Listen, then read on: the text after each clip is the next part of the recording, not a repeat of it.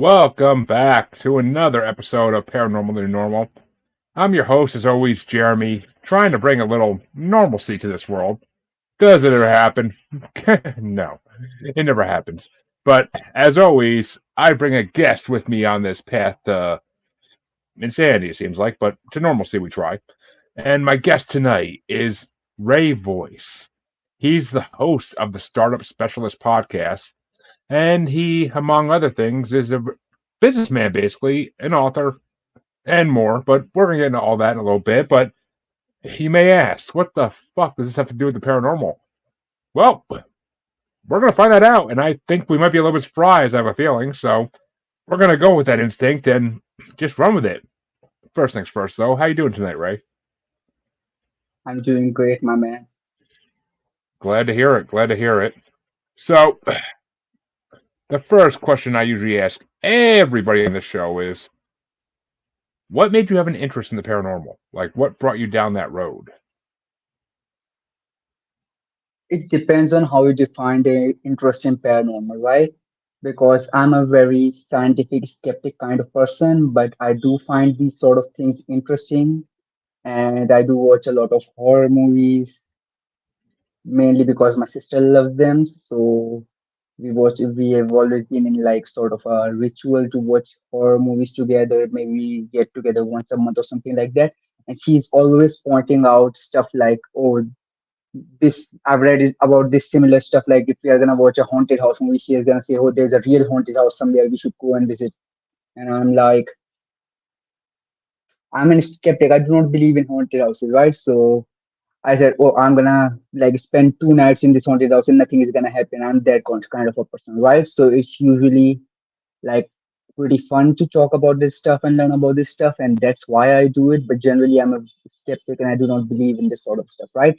Not to say that I haven't have like experiences that beg explanations, but I hope there are scientific explanations for those experiences. Okay, and I'm gonna share some of those experiences right here.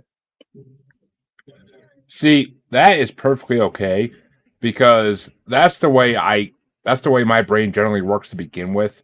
I always am looking for a scientific explanation to these type of things because I went to college to be a biologist basically, and from there, like I always need a scientific explanation for everything. I can believe in some stuff I've heard about that is, unexplainable and is undeniable. But for most stranger things in life, I definitely need some kind of science explanation behind it to tell me this is what's going on. Here's the scientific proof behind it. I mean, but we can get into some of that later about certain things. But so, I mean, I agree with you to some degree. I need science behind certain things. Certain things I know to exist, I don't really need to see science behind because it's just too much proof otherwise. But as we all know on this show, the paranormal is just science that hasn't been explained yet. So, at least in my definition. So, I know you told me personally off camera and online that that you had some paranormal experiences. I'm kind of dying to delve into what those are, just so I could get like a baseline of what you've experienced. Right, so let's not call them ghost experiences and that sort of thing, right? Let's just call them unexplained things that I wish I had an explanation for, right? So Ooh, there is this story that I usually talk about with people. What I'm sorry, are you there? yeah. Okay. Sorry, trying to get the light back on. So the first story I want to begin with is this. So what I basically do is I do marketing and consulting, business growth consulting for small to medium sized businesses in the US, North America, basically. And there's this thing where I was working for one of my clients who was a motel chain owner, right? And he was opening up a new motel. We were doing some sort of a brand activation for that motel and that sort of stuff. What happened was the client was an old friend, was an old client. So I spent the day working through. I mean, we usually like started in the morning, and as we were working through the day. We first went to one of his motels, then we drove to another one of his motels. What basically happens is this. it was it got really really late, so the client offered me a room in his motel and said that I can stay in that motel. I can stay in that room. The client was staying in another room, so I said, okay. The motel was otherwise it was still opening, right? The motel was otherwise closed, right? And this was a very foresty area. Think about that. So what happened was this. I am not usually used to like sleeping that early. I usually work through the night until I am like tired enough to sleep. So what happened was because it was a strange place, this was a motel room. This was a very closed off stuff where there was not very many people around. There was just one guy on the front desk. There was the client, and there was me. Okay, so there was three people in the entire motel. In the middle of the night, I woke up like I was working on my laptop, and then I dozed off. Right in the middle of the night, I woke up because somebody was trying to open my door. At least I was like almost half asleep, so I felt like somebody was opening my door. Now I usually have a gun with me, but at that time I didn't have a gun with me. So what I did was this: I like opened the door, checked out, nobody was there. I stood up, I stayed up for about half an hour. Then I told my client, okay, I'm feeling very uneasy here, so I'm gonna drive back to my hotel room. Okay. So here's what happened. My car, which was a rental, it got busted halfway. No, I mean, I was like about 10, 15 minutes out the motels and the car got busted, right? I had to start pushing the car, maybe try to find a gas station nearby. And I knew there was a gas station down the line. And then I saw this girl. Now this is weird because the entire road was like there was no one around. I just saw like two guys walking in the distance, and there was me pushing my car, and for somehow somewhere there was an overhead bridge right there. A girl came wearing completely red clothes, right, as if she was like coming from a wedding or something, and she was like pale, like pale as a ghost, you can say, right? She was completely pale. She wasn't saying a single word. She was wearing red, expensive red clothes, like she was just coming from a wedding. And for some reason, she looked really, really familiar, like she was some person I went to high school with, right? She kept looking at me. She kept eyes locked at me, and started feeling very uneasy, right? I started feeling like there was a sense of danger with me, and like I don't know what was going on. I was still about very tired. I think I was very tired. But what happened was first she locked eyes with me. Then when I started pushing my car and went further away, she got up into the bridge. Got up to the bridge, stood up on the bridge, and then she kept her gaze locked at me until I just like pushed my car all the way and like cleared the horizon. She was like literally locked onto me. Like I don't know what she wanted, but when I got to my hotel room, I emailed the client about this sort of thing happened, and the client said that maybe like there were some guys there playing a prank or something like that. But at that moment, I felt a very weird sort of danger from that girl, right? Because she was half my size. But I don't know. I guess I was scared because it was that time of the night and nobody was around, and it was a very poorly lit area and that kind of stuff. But yeah, I would like to know why the hell was she looking at me? What is the possible explanation for this and that kind of stuff? Interesting. And just out of curiosity, you don't got to get specific, but was this in the United States or what country was this in? Let's just keep that stuff general, right? Let's just say that this was not in my hometown, and Well, that's why I'm asking, it like, what was in a very country? remote. It was very. Let's not talk about a country. Let's just say that this was a very remote area, and people usually used to visit this type of area for tourism and that kind of stuff. Did you say Australia? I kind of didn't catch that. I don't know. If you want, you can think of it as Australia like that. But you know, think about this. tourist destinations, that kind of stuff is, you can imagine them in any country, right? Wherever you go, they're gonna just be the same thing. So True, that's not the kind of true. stuff we need to do. I mean, yeah, I mean it's true. There are stories of roadside ghost spirits in a lot of different countries. I mean, the United States. I mean, the United States is full of them. India's full of them. I've heard a lot of stories from India about roadside ghosts, and just other places of the world too. Of course, Australia, Europe. It seems to be. I mean, because a lot of people die in motor accidents and side of the freeway accidents. Like a lot of people die that way. So it makes sense that these spirits would appear on the side of the road because, they're kind of trapped where they pass because it happens so fast normally that they don't realize they're dead even.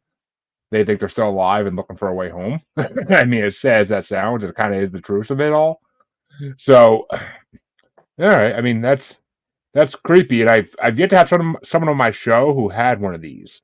So I am actually very happy you told me about that because that's a unique experience that not many people have. I mean, I can't say I've ever saw someone on the side of the road that I mean, I rarely see humans on the side of the road, let alone like spirits. So it's just it's a unique experience. So I'm happy you told me about it because it's definitely a first for the show, and I love when we break new things in the show. I love popping a new cherry. But any other paranormal experiences that we should know about before we go forward? Yeah, I have a very similar experience, and this experience, let's just say it was in the same area while I was working for the same client. And just to put your mind at ease, this was not in the United States, okay, and this was not in Australia, okay, but it was in like touristy kind of place. Let's just say, let's just stick with that. So I was like, this was another nighttime story. It was I don't know. It was about after midnight. It was like dark enough that nobody was around except me. And what happened was usually this. This is another instance where my car broke down. This time I didn't start pushing the car because I was going in a different direction with the thinner road and I couldn't push the car through that road. So I just decided that the thing here is this. I could see my hotel from where I was, where my car broke down, right? So I just said that I'm going to take this straight road, walk down it, and then I'm going to walk to my hotel, okay? So what happened was this. I saw this was like a straight road, a very commercial area, small shops, small businesses mostly. Nobody was around, lights were out. There was just a little bit bunch of there were just some lights. It was a very poorly lit area, okay? And this was very close to where the previous incident happened, right? And it was not very close, it was close enough. I'm gonna say it's very close, right? What happened was this. I saw a guy wearing full white clothes, like white from head to toe. You would imagine somebody will, if I don't know, it was a very eerie feeling, right? He was wearing full white clothes and he was like, he had this very uneasy thing about him. He wasn't saying anything.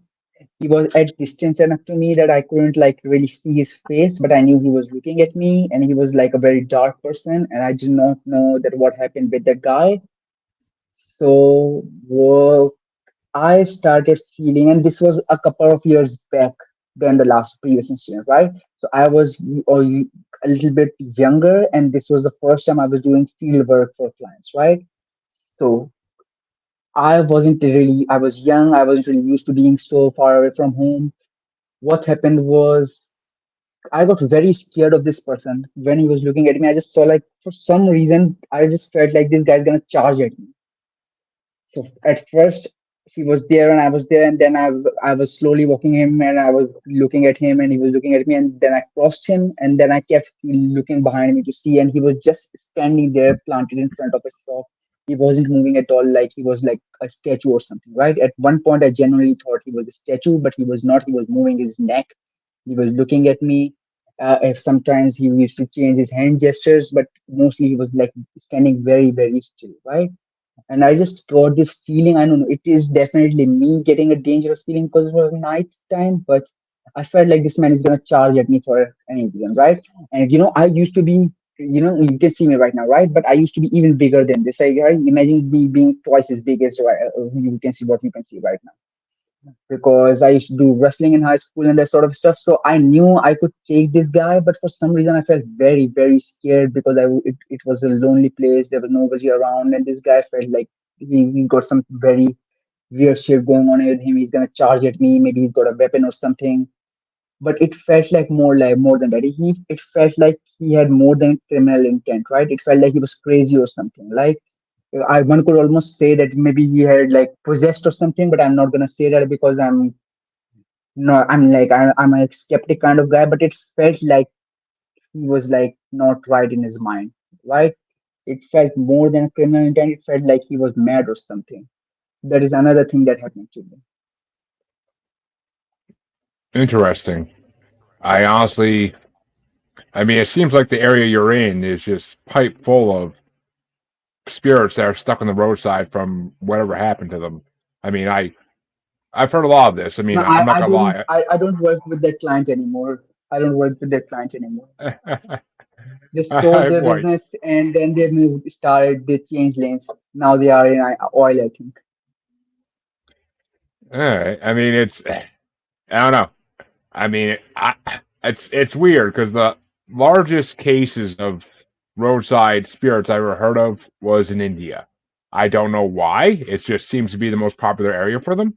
I mean, and I don't know why. I mean, the United States has a few on like Route 66 and that are famous, and a couple other areas too where teenagers tragically died on the side of the road from various reasons, hitchhiking or whatnot. But and it's interesting. It's definitely a side of the paranormal we haven't touched on this show, and I freaking love you for it. So let me ask, because I like having another science-minded person on the show for this reason.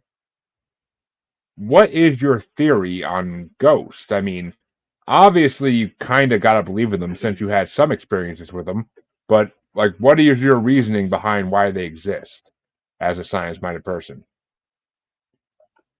So the first thing is I do not believe that ghosts exist, but I also, to be really scientific, I mean, what authority do I have to say that ghosts exist or don't exist, right?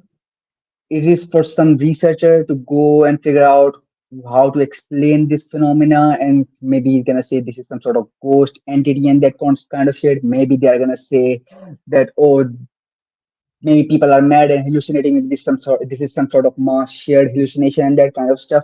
It is for an authority to talk about it, right? In science we do not speak about things we do not know, right? And I'm not an expert in ghosts. I'm not expert in like whatever paranormal stuff is. So I'm not personally, I do not believe in ghosts, but I think that this is probably an area where people should research more. Maybe it's going to lead to more discoveries in uh, clinical psychology. Maybe it's going to lead to more discoveries in paranormal kind of cases and that sort of stuff. Maybe it's going to lead to more discoveries in criminal activities and that kind of stuff, right? But it is definitely something we should research more about, right? Even if just for the fun of it. And this Ah, next thing about it is my personal theory with ghosts is usually like this, right? For because I consider myself an expert in consumer psychology, right? So I know about this sort of stuff, right? The thing is, maybe usually, and this is my personal opinion, right? Usually, the way things happen is this, and this is my personal opinion. Okay, I have nothing to back over it. This is just my personal opinion. Usually I think what happens is one person experiences some sort of a hallucination, or maybe they remember something that happened and that sort of stuff, or maybe they are just making stuff up, and other people catch on it and then they turn it into a piece of gossip, a meme of sorts, and then it just catches on until it goes right, right? If from research we know that if someone is gonna make up a lie, other people are more likely to catch on that lie and then carry on it as if like that lie is a fact, right? So the majority of these, and this is why research also gets hard for this, right? The majority of these ghost paranormal stuff, these sort of stories are coming from people who are just making stuff up and then passing it along, right? And if something were to happen for real, like if, assuming there's a real ghost or something, what is gonna happen is this: the researchers and the research data set is gonna get all colluded up, and it's gonna get all polluted because the fact is mixed up with all of these lies people are making up, right? So if there's even one true paranormal activity story, it's gonna get messed up with everybody who's making shit up, and it's gonna get that much harder to research the real fact that if is such a thing that might exist. Okay, at least that's my I opinion. I okay. Well, one, I don't completely disagree with you because there are tons of false stories that have come out in the paranormal, whether it be ghosts or other topics. And, it's more people just wanting to fit in and more people just wanting to say they saw something. But the amount, I mean, as a science minded person, you have to know this already, I'm sure. Einstein said energy cannot be destroyed, it has to go somewhere. So the human body, when we're alive, has a certain amount of energy in it. So when we die, that energy has to go somewhere. It doesn't just sit in the ground with us with our body and like sit there for eternity. It has to go somewhere useful. So I mean, I'll tell you this personally, I live in a possessed house. I don't like the word haunted because it's not haunted, it's possessed. The house has it's not poltergeist activity, there's not cabinets flying open, there's not loud bangs, well, often. But I mean, but I've had paranormal investigators come to the house. I've had mediums and psychics on the show that have confirmed it. There are at least two spirits that live in my house at all times, and apparently some other ones that like to stop by for visits. But as mediums have told me, but I know there are two here for a fact that the original builders of this house, they still live here. They passed on in 2017, 2019, respectively, but they still live here and they're peaceful, so I don't try to get rid of them or anything because it was their house. If they want to stay here and just kind of chill, then whatever. It doesn't bother me one bit. But I know they're here. That's the thing. Like I have slight empathic abilities. I'm not gonna say I'm a full-on empath. I can kind of sense when things are near, but I don't have the full scope of abilities yet. But so they are here. I mean, there are spirits in my house at all times, and actually, one of my most loyal viewers, listeners, Harley, says that she's experienced them herself, and that she has some that follow her, the good ones. She says, well, thankfully it's the good ones, but I mean, to say that, I mean, I don't know, to say that ghosts don't exist to me would be almost unbelievable because I can't believe that they wouldn't. I don't think that everybody that has a ghost experience is 100% truthful. No, no. I don't believe that for a second as a science minded person. I can't. Sometimes they're just things we can't explain that are not ghosts. They're just other things, or they're common things in the science realm that we can't just explain. Like a door slamming because it's wind. No, it's not a ghost. It's wind. But I mean, there are definitely some false cases out there, 100%. And every realm of the paranormal, there's some false cases. I'm not going to deny that. But in my opinion, ghosts fully exist. I mean, that's just my personal opinion. I live with them. I know they freaking exist. They've been around me enough, and I've heard enough. I've had 200 plus guests in the show, and enough of them are in paranormal. I've had enough paranormal investigators that have been in notoriously haunted places and have shown me proof of video proof, picture proof that there are spirits there. I see pictures online all the time where I can see something, and I run these pictures a lot of the time through like an AI checker through basically every check I know that exists, and they're not faked. They're not fake pictures. So I mean, even scientifically minded, I can't say that ghosts don't exist. It's something I can't say. And I mean, it's fine. We can agree to disagree on that. I'm perfectly fine with that as well. But I mean, I just wanted to show you, like, I just want to put my side of the argument out there as well. You know. But I mean, you've had some experiences, so you've kind of breached on that realm a little bit too. And I think there's a little bit of doubt in your head about that because I think you've seen some things that you can't explain. Yeah, that is true. I have seen a lot of stuff that I can't explain. I just wish there was some sort of an explanation that was more scientific for it, right? Because, like, let's say I just saw somebody going mad, right? Somebody was sane one at 1 minute and they just went mad the next minute, right?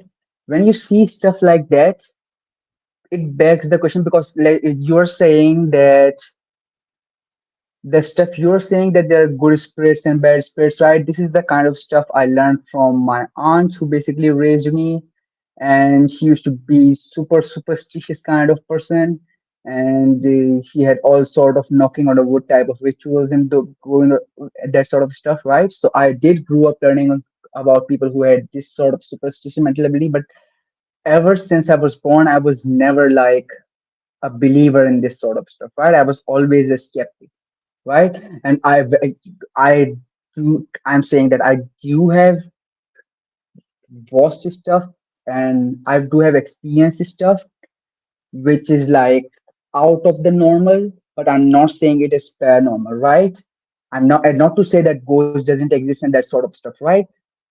I'm not saying that ghosts do exist, or I'm not saying that they do not exist, right? I'm just saying that I don't believe ghosts and these sort of stuff exist, right? And I'm also going to talk about possession in a while, but let's just talk about the scientifics of it, right? The first thing is any sane person to stay alive and maintain their sanity is going to listen to authority, right? Most of the things we do right now are things that we have learned either from peer pressure, we have seen other people do it and then we've copied it, or we have seen, listened to some sort of authority who have copied it, right? And most authorities do not agree that there are ghosts and there's this sort of paranormal activity and that sort of stuff, right? So it is my epistemic responsibility to not believe in ghosts and that sort of stuff for my own sanity and for the sake of science until that thing is proven otherwise, right? So the way that proof works is this, okay?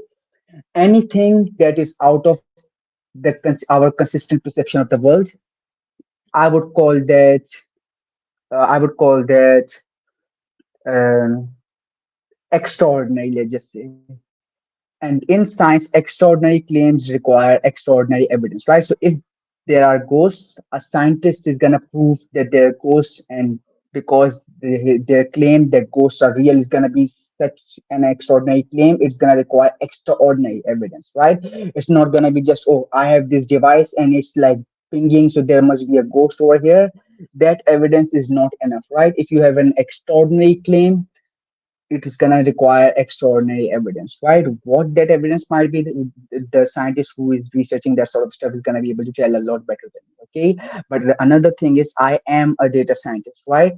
So in data science, we take facts as facts, right? So if somebody is reporting that they have seen a ghost, we are not going to try to interpret it before we are going to give the data its structure, okay?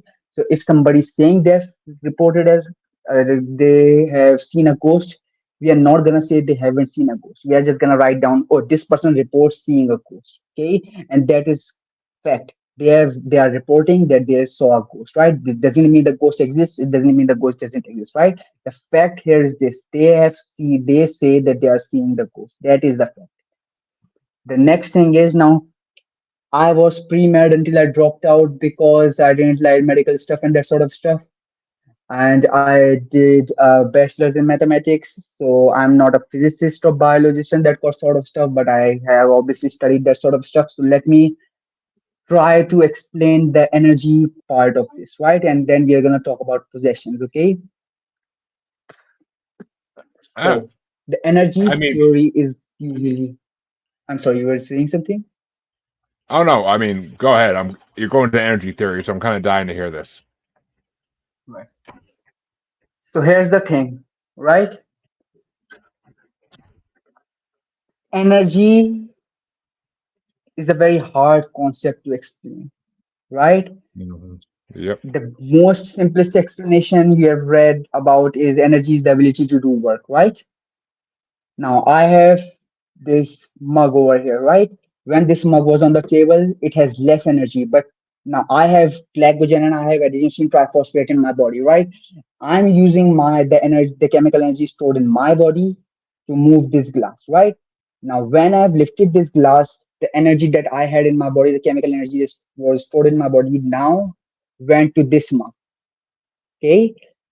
And the proof of this is if I'm gonna leave this glass, which I'm not gonna do because it's gonna break, but if I'm gonna take my hand off this mug, it's gonna fall, it's gonna move. And that movement is happening because gravity is pulling on it and because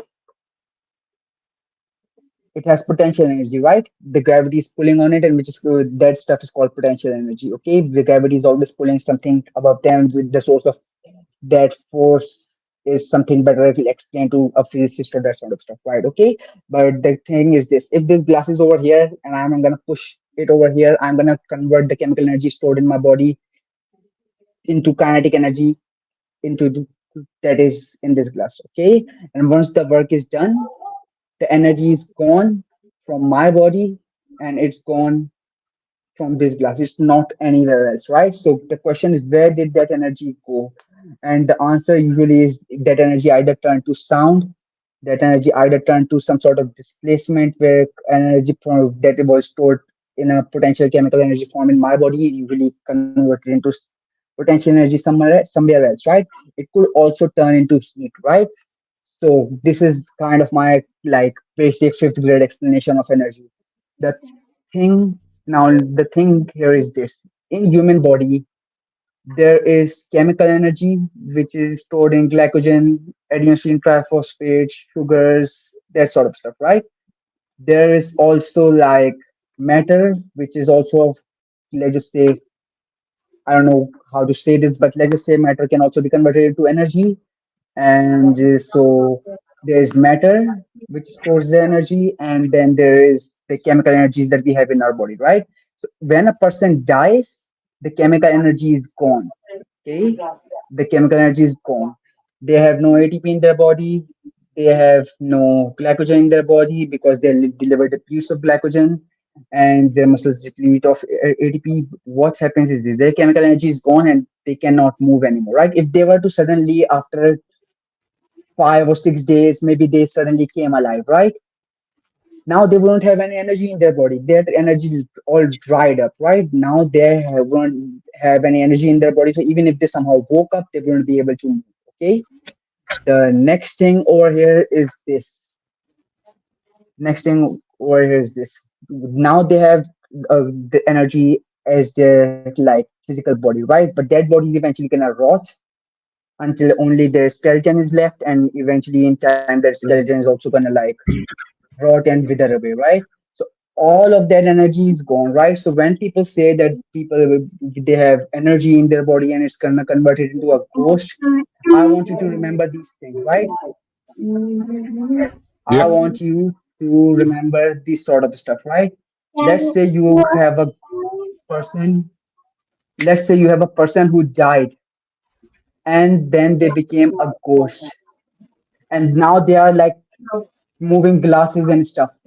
To move a glass, they need energy, right? To move a glass, they need energy.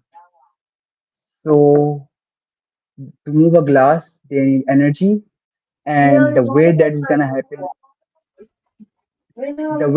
happen is this. Either they died with that energy because they ate food and then they make that energy and they stored it in their body and then they died and somehow they came alive. Or the other thing is this. Maybe the ghosts can also eat and consume energy and store it in their body and convert it into kinetic energy. Okay. The thing that I'm interested in is this: if there's a ghost, how did they get the ability to like turn into an ethereal form where they do not need a lot of kinetic energy to move around and turn it into a physical form when they can move stuff around like mugs around, right? And if the ghost is gonna live forever and they're gonna keep moving mugs and stuff around, where are they getting their energy that energy from, right? Is their energy source infinite? Somehow the ghost can generate infinite energy and they have a source of infinite energy where they can move these mug around forever if they want because they're gonna live forever. Or maybe they are going to eat some ghostly food and then they're going to get the chemical energy to move around this stuff, right? So the thing with energy is this: any energy that human body has, I believe that energy is lost when the person dies, right? It just withers away and rots and goes back to where that person comes up from, into the dust. Okay. So if a ghost is gonna live forever, where is that ghost getting that infinite source of energy from? That is a very important question for anybody who is taking that energy argument, right? The next thing is this, and I'm not trying to debunk this sort of stuff, right? I'm just trying to explore some fun possibilities, okay? Oh, we're, The we're next just. I thing mean, is this, no? we're theorizing. That's all we're doing. I mean, I'm sorry, what? no. We're Right, theorizing. That's all we're doing. No one's trying. No one would think. No one thinks you're trying to debunk this stuff. Trust me. right. We are just trying to put our minds together and trying to have fun, okay? Now the next thing is where I'm more interested in, right? Because I grew up with family members, aunts. You have to think about it like this, right? These people were Asian. These people were like really, really old. People who raised me, they usually were like stereotypically superstitious, right? Now, here's the thing that happened, right? The thing that I have the most like challenge to accept is the concept of possession, right? Because it can simply be explained as like, oh, this person is mad. He has lost his mind, and that's why this person is mad, okay? That's why they are doing all sort of weird stuff, right?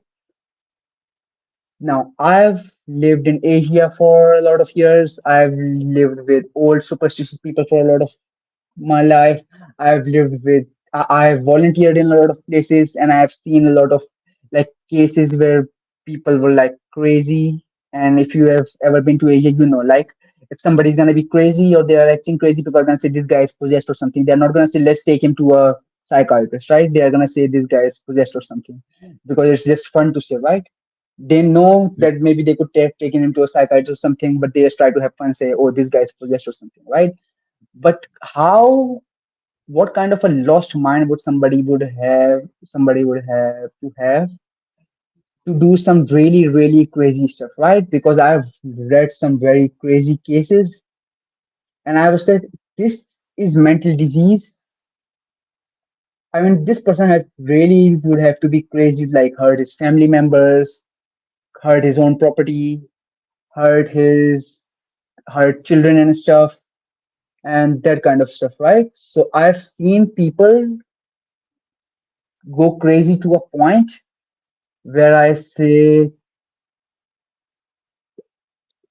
the excuse of mental disease shouldn't be enough because it gives these guys a way to like sign off it and say, oh, I'm crazy and that's why I'm doing this, right? And I can't accept the fact that somebody could go so crazy that they do that sort of a stuff, right? In that case, I would say, what is the nature of possession, right? Is possession just mental disease? Is possession like some sort of a next level of mental disease? Is possession like some unexplained mystery of the brain? I would really like to know why people do some crazy stuff that they do where they shouldn't be doing this, right? And especially because if they was like completely sane, they grew up in a same household, they had proper education, and then the one day they just went crazy, right? I would like to know makes people what is the thumb screw that makes people do this sort of crazy stuff, right? And Exactly. that is why possession is a very interesting concept to me. I get. All right. Well. All right, well. Where to start? Well. I mean, as far as the energy theory goes, I mean, how do these spirits have the supposed abilities to move objects or shut doors or any of that? I mean, there's two basic theories for that that I know of that kind of can explain it. And typically, the first theory is typically it's not until spirits are older. They've been around for a long time. Those are the ones who can be poltergeists and completely shut cabinets, move objects around, make objects disappear and reappear, shut doors. The first theory is they have to be around for a while as spirits to do that because it's a learned ability for spirits. It's not like you die one day, the next day you're in someone's house pushing their coffee cup an inch away from them every time they go to drink it. Like it's not the way it works. Like normally spirits have to evolve basically like humans do to learn how to do things.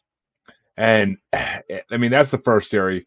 The second theory, which I kind of go by the first theory myself personally, but the second theory I've heard is that Once you pass on, you are connected to another dimension, another realm, whatever you want to call it.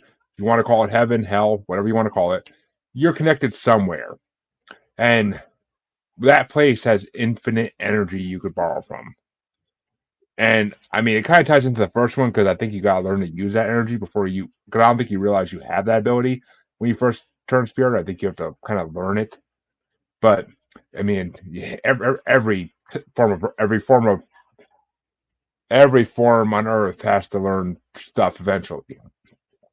So I feel like spirits have to learn they have these abilities to begin with. So that's why you're not gonna see. I mean, even children who pass away at a premature age, they, as mischievous as they may be as ghosts, because they don't realize they're dead, they don't have the ability to do these types of things. Like they just don't. Because I think it takes time. I think that's the biggest thing here is it takes time to learn to do these things, even as a spirit, because you don't just turn to a spirit and then have all knowing ability. That's not the way it works. I mean, yes, you may be able to answer questions right away as a spirit because you can connect to other realms, other dimensions, but you don't have the ability to. You don't know what you're capable of until you truly try. Same as humans. So that's my personal belief on that one. And as far as, I mean, I don't know. It's just as far as why people do what they do, why people do certain things they do. I mean, even as spirits, that's a question for a mental health professional. I am not a mental health professional by any freaking means, so I'm not gonna sit here and try to explain why people do what they do. I mean, there are narcissists in this world for some reason. There are selfish people in this world for some reason. There are mentally unstable people in this world for some reasons. And all three of those could be the same person. I mean, just saying, all three of those could be the same exact person. I know someone like that. But the bottom line is, you can't explain why people do what they do. That nobody can. Nobody ever will. We can make theories, we can take guesses, but we can never really truly explain why people do what they do. That's maybe the biggest paranormal mystery out there in the world is why people do what they do. I mean, why did Charlie Manson want to gather a cult up and go race helter skelter? Why did Jim Jones want to bring thousands upon thousands of people to an island and then kill them all? Like, we can't explain why people do what they do. I mean, we can't explain why the Karen at the mall wants to complain because one worker made her happy or unhappy. Like, we can't explain that. We really can't explain that. Even simple things like that. Is she just in a bad mood that day? Is she just a Karen by nature, a raging bitch? Like, who knows? Like, you can't explain why people's minds work the way they do. It's a mystery. We don't understand a good 88% of our brains probably, and we're not going to for a long time. So, I mean, I think that extraterrestrials have the answers. I think that's the one thing that has answers, and it's kind of a segue because I kind of want to get into I kind of want to hear what you think about this. I kind of do, but because I mean, I think the only people that can really explain why humans do what they do is extraterrestrials because they help us evolve and help create us. One or the other. I don't know which, but they did one or the other, and I kind of want to know why they did it and what we're capable of because of that. But which kind of leads me to my point. As a intelligent, science-minded man, why do you think what do you think of extraterrestrials? Do you think they exist, or do you think that's more people making false stories? Okay, so let's just do this in order, right? First, you told me about two theories. The first thing is as a ghost grows older, they learn stuff, right? And the second thing is they have some sort of an energy source from another dimension, that kind of stuff, which I think could be when you scientists should explore and that kind of stuff. But here's the thing: once you are a baby and when you are growing up, you cannot move stuff until you learn how to move stuff, right? But the second thing is you still have to eat, consume, convert that food into energy until you are and eventually able to use that energy to move stuff, right? So I think both of your theories are a piece of puzzle that you can like possibly connect and like use for further explaining your own benefit. Okay, so the both of these theories can be true at the same time. The second thing is The second thing is this. You were talking about possession and why people are narcissists and selfish and that sort of stuff, right? And I'm also interested in the fact that where is the line, right? Where do we say that narcissism and selfishness and that sort of stuff isn't enough? It's not enough of an explanation. There should be some sort of a line where people should start behaving like a sane and civilized person instead of like blaming it on anger, blaming it on their selfishness, blaming it on going crazy for a while, blaming it on possessions and that sort of stuff. Okay. Now let's talk about extraterrestrial, right? We are talking about aliens over here. Now, here's the thing about aliens, right? Personally, I do believe that aliens exist out of the sheer probability of them existing, but because we haven't met any aliens over here, the thing is this, right? And this is just my opinion, right? I'm happy with believing one of these two things. Either aliens do exist and we are eventually going to meet them once we are a spacefaring civilization and that sort of stuff. And I think when we are going to tell them about ghosts, they are also going to be confused, right? They are also going to say, I don't know, we have never met any ghosts and that sort of stuff, right? Because if the majority of humans on this planet haven't met any ghosts, how do you know that if an alien dies, they also turn into a ghost? And there are other planets with ghosts on them, right? And in that way, if we are creating some sort of ghost detecting machine and we are gonna go on another planet, let's say we go to Mars and then we detect some sort of signals on a device that says, "Oh, there are ghosts on Mars." Are we gonna say that ghosts on Mars is like a proof of life on Mars, right? Because if there are ghosts on Mars, there must be people on Mars that have died there, right? And if they have died there, why didn't the ghost like climb up in his spaceship and went back to his planet and then like stayed on Mars and say, I died there, I'm stuck on this planet because gravity is holding the ghost back or for some reason. The next thing is if we are living in a simulation, that would explain why we should be seeing aliens everywhere, but we are not seeing aliens everywhere, right? Because in this simulation, we are the only civilization we are interacting with each other, right?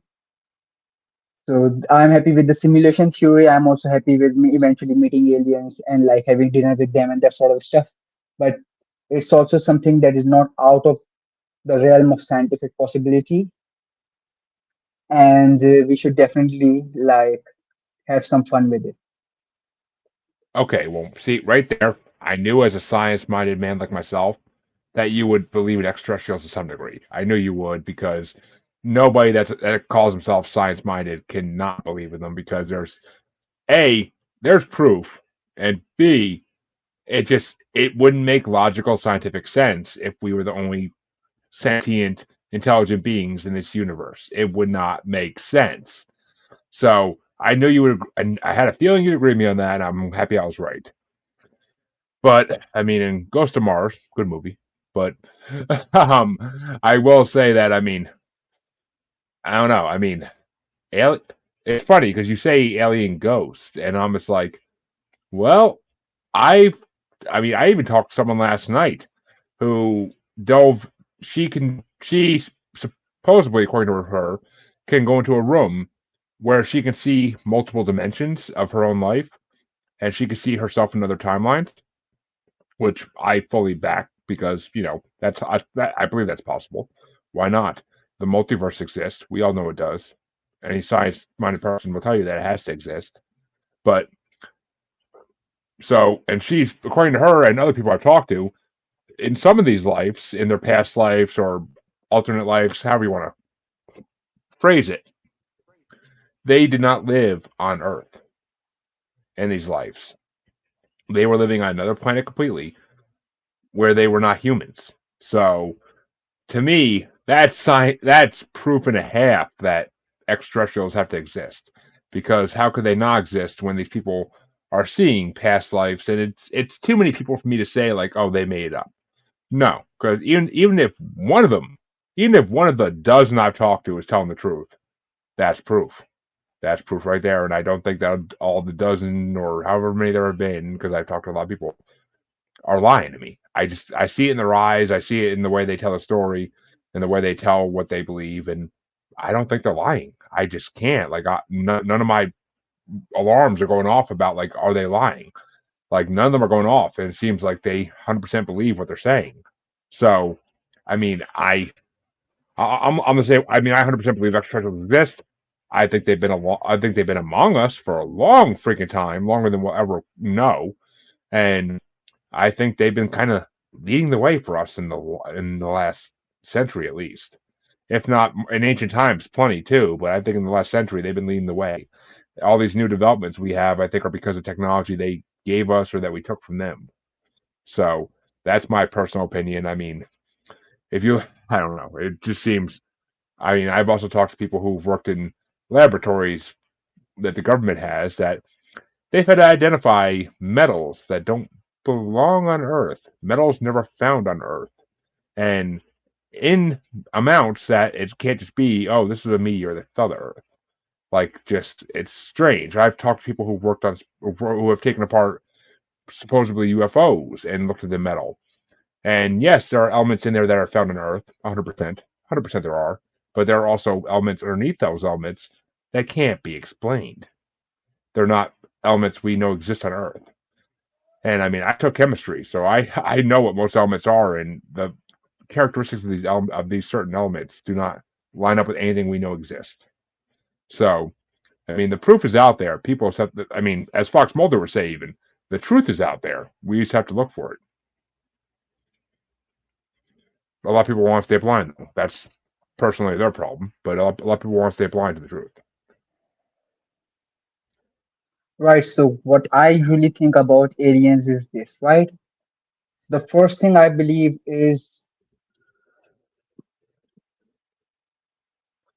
the majority of chances say that we haven't like met or encountered aliens right now, but there is a good chance that aliens might be hiding between us, right? We just haven't found them yet, okay? Because there are, let's think about it like this: there are species that originated on this planet that we haven't found or accounted for documented yet, right? There are species in the Amazonian forest, there are species that live underwater and we haven't accounted them for them, we haven't documented them, and there are bird watchers, marine biologists, and all sort of scientists trying to discover more and more uh, species or subspecies of beetles, fish, I don't know, algae, and that sort of stuff, right? So it is very possible that aliens might be living among us, but we haven't seen them, right? The second thing is, I do not believe that aliens are humanoid, right?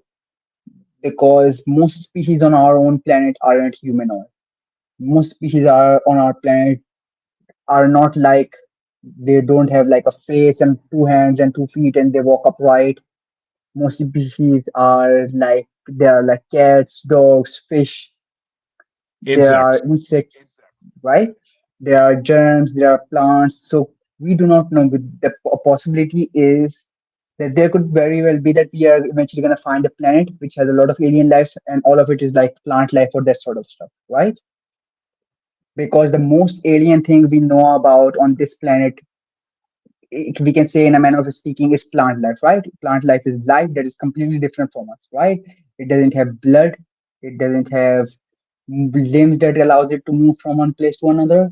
And so plant life is the most alien thing that is, we can qualify as living, that we know, right? It doesn't have a beating heart and that sort of stuff, right? So we can maybe find a planet which has all plant life. We can maybe find a planet which has a lot of insects or some life that is so small and micro size that we cannot even see it from the outside. And maybe some of that alien microscopic life is living among us and we are yet to find about them. The next thing is, maybe the aliens aren't micro, maybe they aren't dumb, maybe they are so advanced that they are able to hide themselves. And like, if I was an alien and I knew that there were other alien around, I would like try to hide myself, create some sort of a shield, or maybe go as far as I can go so other people cannot find, right? Because chances are, because this is something I believe, right? I believe that if we are gonna find aliens, they are gonna be a hostile civilization, right? So if we are gonna find aliens, we should like create weapons and stuff to protect ourselves before we go out there and find aliens. Yeah, I mean, I agree. I mean, oh, to some degree, because I mean, the most known extraterrestrial species that the paranormal field likes to talk about are greys, reptilians, and Norses, and I guess the Palladians will get thrown in there too because they're mentioned a lot. All four of these are, though, humanoid-ish species that walk upright on two legs, and they all have some kind of intelligence close, well, better than humanity because we're still monkeys in the trees in a way compared to extraterrestrials. So we, I mean, a lot of the alien species we know of are are humanoid in nature. Uh, I mean, are they humans? No, they're. I mean, reptilians are part reptile, supposedly. Greys are something we can't even explain. They're just they walk like humanoids, but they also supposedly could change form. So who the hell knows what they really look like? I mean, that may be for our benefit that they look like that to us, because that may be for our benefit because it's easier for us to comprehend than what they really look like. Palladians kind of look like the Camino alien from Star Wars, from what I've been told. So they are humanoid, but they're different looking. And Norse, I mean Norse aliens are the most they're the hardest to explain because they supposedly look like people from Iceland, Sweden, that area.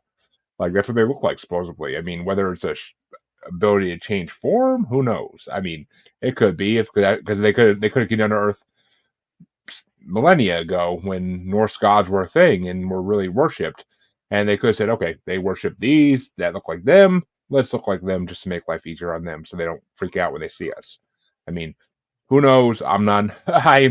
I've yet to meet any of these creatures, so I can't say for sure. But this is just my theory on it.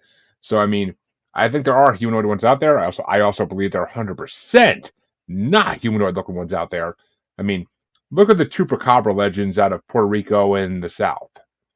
Like they're extraterrestrial in nature supposedly, but they do not look like humans. They look like dogs. They look like coyotes. They look like basically what we know as canines, but deformed. So who knows? I mean, and that's a whole nother topic that yeah, we're not getting into, but because that's actually one of my most like less. That's one of the cryptids I believe in the least. But there's proof of them, so who knows? But I want to give you this last few minutes to talk about your podcast, talk about what you guys do on there, and then just basically promote where people can find you, like anywhere they can find you, promote it. Great, right. So thank you so much, Jeremy, for inviting me, and I really had a lot of fun with this podcast. So what I basically do is I do consulting, do business growth consulting and marketing for small to medium sized businesses. So if you have a business and you are looking to grow that business, then definitely contact me on my LinkedIn. Or you can also check out my podcast, which is available on Spotify, it's available on YouTube, it's available all over the place, and it's called the Startup Specialist, where I usually talk about, where I usually invite experts and I ask them about their experiences and things that they can do for your business, and they teach you how to do that for your own business, right? So if you have a business or if you are an entrepreneur, definitely check out my podcast, The Startup Specialist.